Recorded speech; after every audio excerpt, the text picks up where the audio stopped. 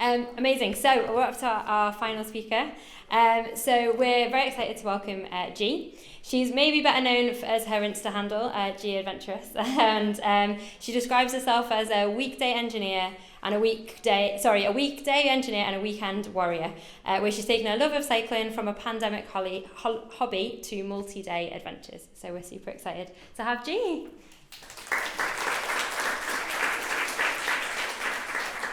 Oh, amazing. Thank you so much. And what a set of speakers to follow. I feel quite intimidated right now from everyone that's been before, so hopefully this will go just as well. I'm another one that sort of refound cycling through the pandemic. I hadn't cycled since I was 16 years of old, 16 years age rather, I can't speak right now. And one thing you should probably know about me is that I'm a bit of a yes person. So when a friend of mine came to me and said, oh, you know what, lockdown's easing and I've always wanted to cycle Land's End to John O'Groats, but I think maybe I should start somewhere a little bit closer to home, so I think I'm going to do the C2C in a day. Do you want to come with me? I, in my infinite wisdom, said, yeah, why not? Haven't cycled for 10 years. Plus another 10. What can go wrong?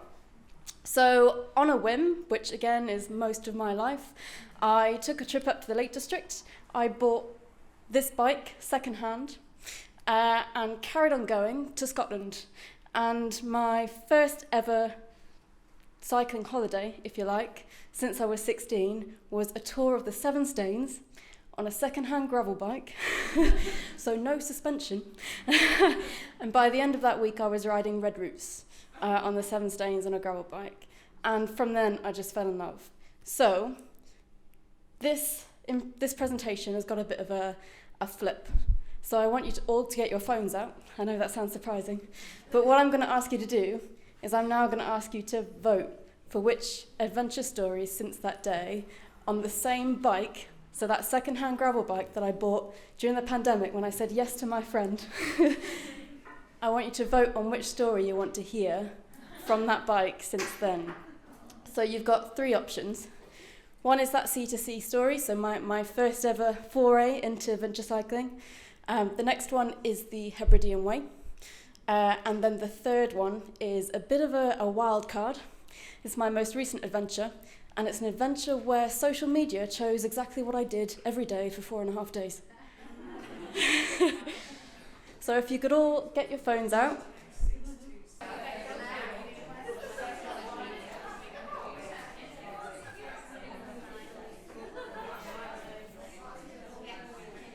The audience has spoken. So, you guys collectively have chosen to hear about my adventure where social media dictated what I did for 4.5 days. So thank you for that one. This ride for me goes by two names. It either goes by To the Polls, because that makes sense to a lot of people, and that literally what I did was I went to the polls and asked people to vote. But I also call it Choose My Ride, because you know those Choose Your Own Adventure books that you used to have when you were a kid? Yeah, that's what I think of when I did this adventure. So as you can see, 4.5 days and just over 500 kilometers in that time, totally self-supported. So this is what I mean when I said I went to social media and asked them to vote. And I mean, I asked them to vote on every single aspect of this ride. So it started out with, do you want to vote for me? And surprisingly, people said yes. And I was like, oh, okay, so this is a thing now. And it just went from there. So it kind of started when I didn't really know what I wanted to do for Easter holiday. But I knew I had 4.5 days and I wanted to make the most of it. So in my infinite wisdom, I asked social media what they thought I should do. And they thought that this was a good idea. So I started to get a bit nervous because you don't know what people are going to choose, right? I mean, they could choose anything. They could send me somewhere that I really don't want to go. But thankfully, they were actually really nice. And it's now something that I've tried to ingrain in the rest of my life as well, hence asking you guys to choose what you wanted to hear from today, because it's actually been a really nice learning experience for me as well in trusting others, and that actually they're innately good and they just want to see nice things and want to help you. So I asked everything from, so how do you want me to ask you, to do you want to choose from cardinal directions, or do you want to choose from a specific location? And how many options of choice do you want, and how often do you want those choices? And all of this, you'll get a link later if you're interested, but all of this is recorded on my Instagram, so you can go back and follow it as well if you want later on. But yeah, so everything was done through polls. I tried to do as much as I could up front so that I didn't have to worry about it whilst I was actually cycling. So all that happened when I was cycling was the day before, I got them to vote on what my destination would be the next day. So what it ended up being, if you want to go to the next slide, what it ended up being was that they asked me to start from home. They asked to vote once a day, effectively. They asked to vote from 3 options, and they wanted specific places. And they ended up sending me quite a way. Probably partially my fault for maybe agreeing to this, but it included crossing 2 national parks, a lot of ascent, part of which I wasn't very happy about towards the end, but again, my own fault. But it also, again, took me to places that I never knew even existed. And one of my other goals for this ride was that I wanted to do as much of it off-road as possible. So I heavily relied on the National Cycle Network, which is fantastic, by the way. And OS Maps, if you've got the app, has an NCN overlay on it as well. So my predominant use of navigation was OS Maps throughout this ride. And it looked a bit like this. So, as I said, entirely unsupported, so I camped the majority of the way, wild camping as well.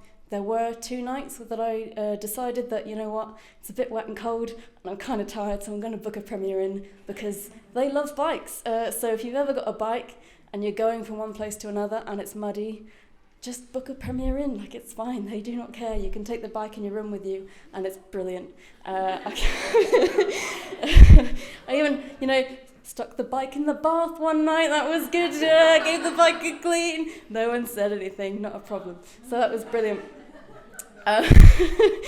But over Easter was actually a really nice time for me, because it was still quite quiet on the roads. The weather wasn't too hot, but it wasn't too cold. I did have some rain, and of course I had a headwind on every single day. But that's to be expected, right? So, it swings and roundabouts. And when I said gravel and off-road, this is kind of what I meant. So this was taken in the Peak District on my first day. So you can imagine what I was starting to feel already. Literally crossed the Peak District from south to north on terrain like this with a fully loaded bike. Thinking, why did you send me north?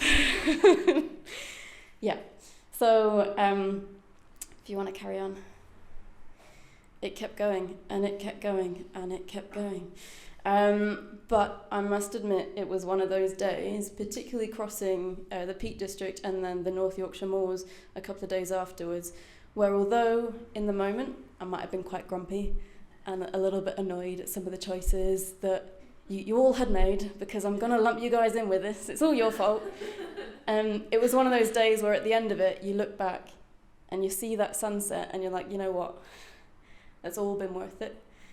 Even though it's been hard and there's been times where I've wanted to stop and just lay down, it's still been worth it, because I'm feeling great. I've spent all day outside. I've been exploring places that I would never have been otherwise.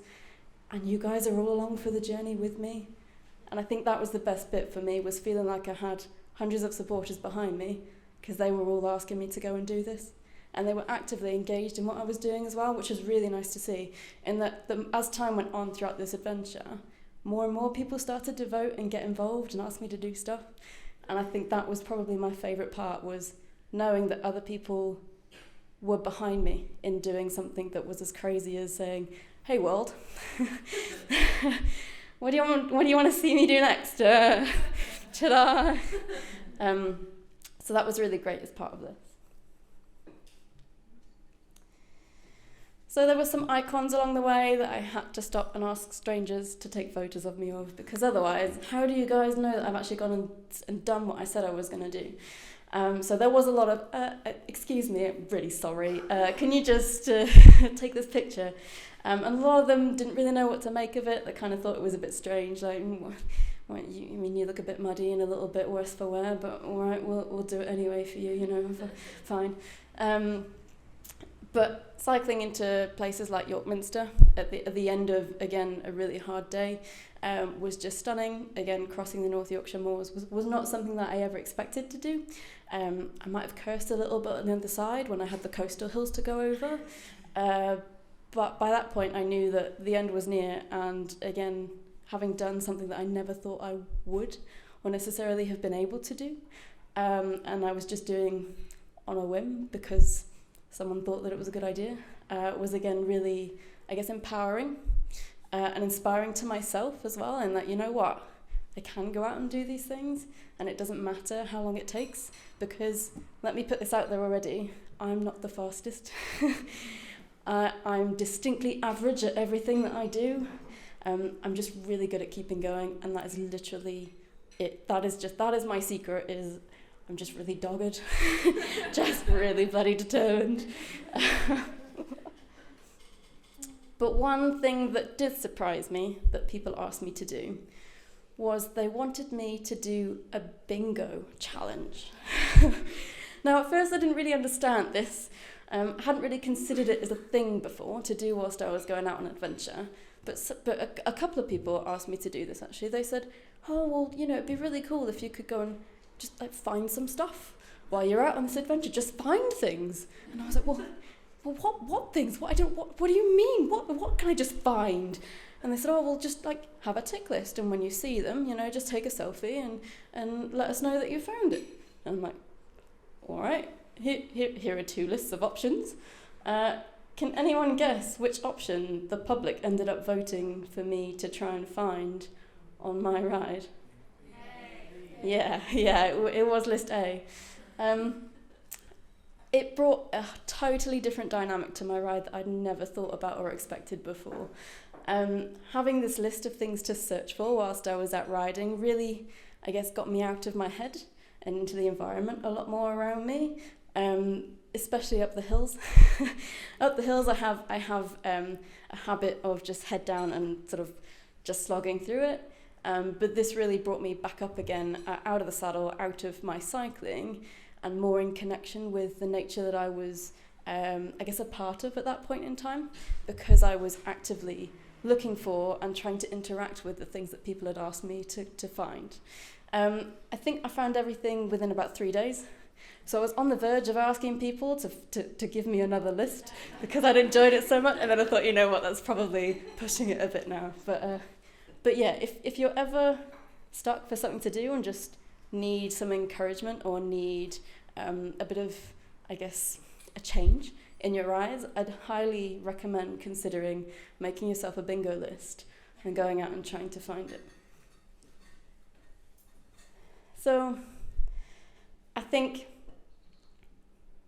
asking people to be involved in my choices is not something that I'll do for every single choice. But I think in this occasion, and in several others as well throughout my life that I've now started to explore with and experiment with, it's been really valuable. People in general, as I said, I think are good-natured. They've got a lot of love to share. And I think if you trust others, then they start to trust you back, and it suddenly becomes this incredible whirlwind of just love and wholesomeness. And one of the things that I first saw when I finally rode into Durham at the end of that 4.5 days was that sign on the right-hand side, which I don't know if you can see it, but it says, only you can write the next chapter. And I thought, oh, that's so nice. And then I thought, no, screw that, the public can help me. So thank you very much for listening. If you do want to follow along with that story and look at all the other stuff that I saw along the way, you can find it through that link that should take you directly to the highlight. But as I said, I guess finally I want to encourage you. Please just, I guess, open yourself up to letting other people in, letting other people support you, because they really want to. And I think there were so many times on that ride where people could have chosen the hard thing, that could have chosen something that was horrible and just rubbish, but they never did. They always chose it specifically because they wanted me to go to the nice place, and they wanted me to see things, and they wanted me to have fun on my adventure. Thank you.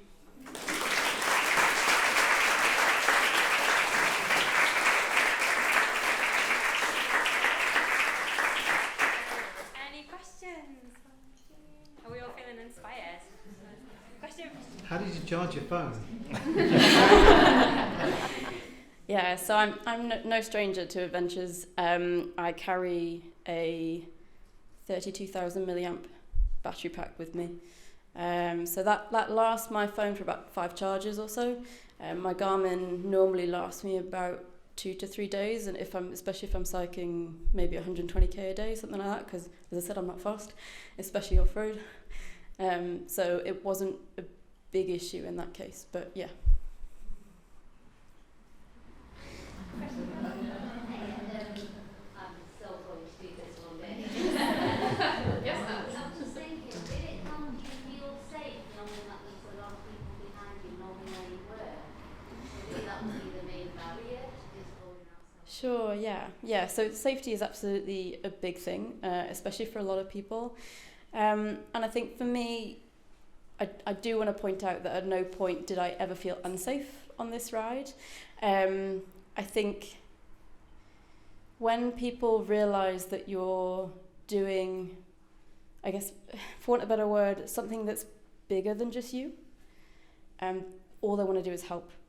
And I've experienced this in so many points in my life across many different adventures, in that the moment people realise, no, this might be something, this is kind of something special and this means a lot to this person, just everything else, all the judgment, everything else just melts away, and all they want to do is help you and be supportive.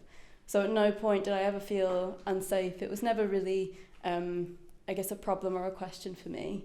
As you say, people knew where I was. They were expecting me to check in because everything was being documented on social media. And because I have my Garmin, I can always share my live track with friends and family back home as well if I need to. I've got SOS set up as well, so I can either trigger that quite quickly, or if it detects a crash, it will automatically send a message to my emergency contacts as well. So there are things that you can put in place to help you. But I think in general, when people see a woman on a loaded bike who's grinning ear to ear madly and covered in dust and mud, they're just like, you know what, maybe I should just leave her alone. Do you incorporate any rest days in it? No, 0 rest days. That's me all over though, unfortunately, yeah. I like to struggle.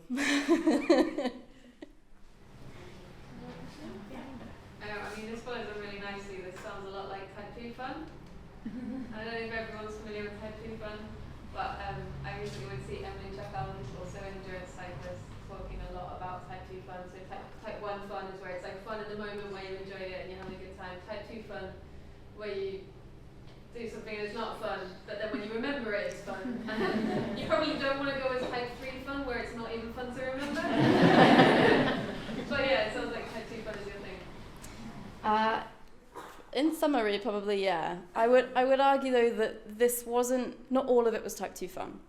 The coastal hills were definitely Type 2 fun. You might have seen there was a picture in there. I was going to ask you if anyone could see what the gradient was on the sign that I'd taken a picture of.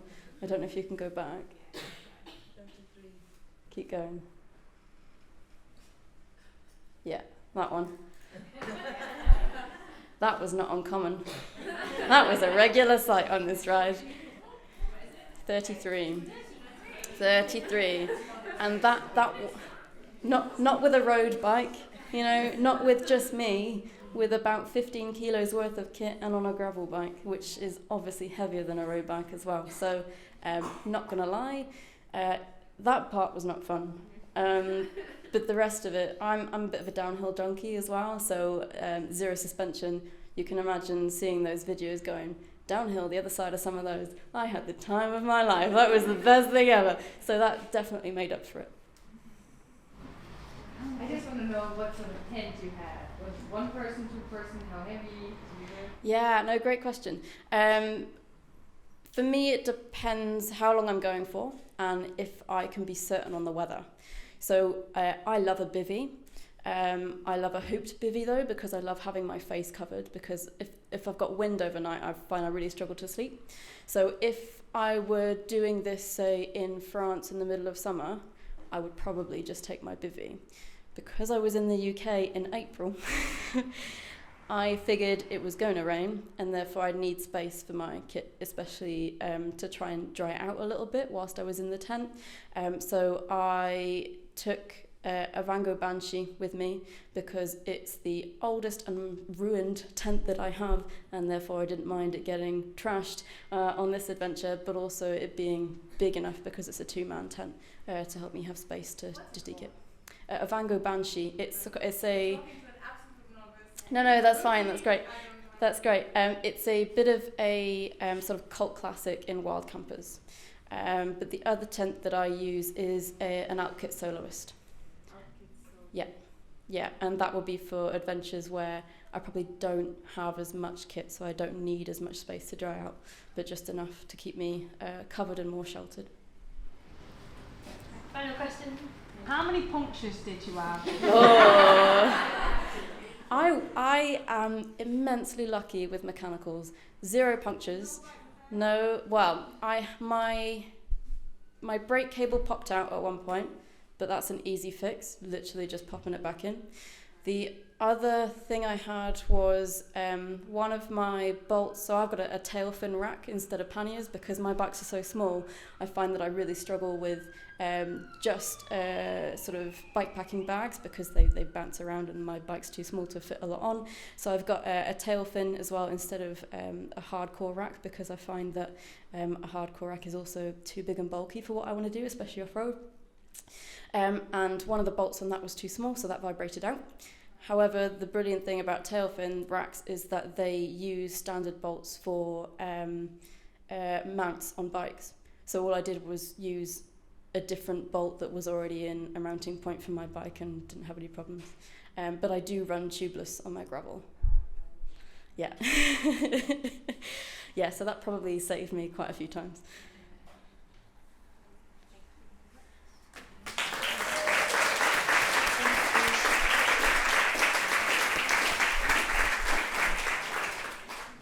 Thank you so much, Dee. Hopefully everyone is signing up for some Type 2 adventures now.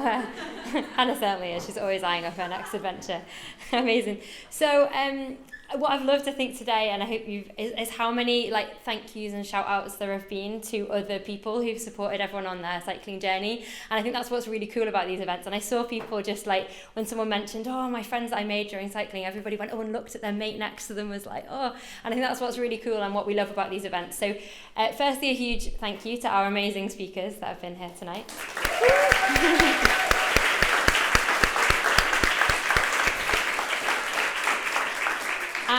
And we will share all their Insta stuff on social media afterwards, so you can keep following their amazing adventures. Also, if anyone fancies being one of our amazing speakers in a future event, please do get in touch. We always want to share a real diverse range of stories to inspire people. So please drop us a line if you fancy being up here next time. So final thank yous and then our What's Up Next stuff. So big thank you to Station South for having us here in their great venue. Woo! Big thank you to Blue, our videographer, who we will share the videos after. Thank you very much. Also to Fee, who's been taking photos as well, who's around somewhere. Amazing. We have been taking photos throughout the night. If anyone has any problems being in any photos and doesn't want them on social media, please contact us on our email address and just let us know, and we'll make sure you're not included in any. But we do like to share things from our events. And then everyone else who's helped to promote this event, we're connected to lots of amazing people around, and lots of people have shared and reshared our event to get an amazing group of people here. So thank you to everyone that shared it with their friends and brought their mates. And also it's really great to have some guys here as well. It's amazing having loads of women together, but sometimes we're preaching to the converted. So welcome to to everybody for supporting this event. We always want to show you what amazing women and cycling there is out there, so thank you for joining us. Finally, to our Lady Pedal volunteers who've put this event together, who've worked really hard to promote it and book everything and sort all the presentations out and cycle off to go and get a second projector when the first projector broke. So yeah, big thank you to Lady Pedal volunteers.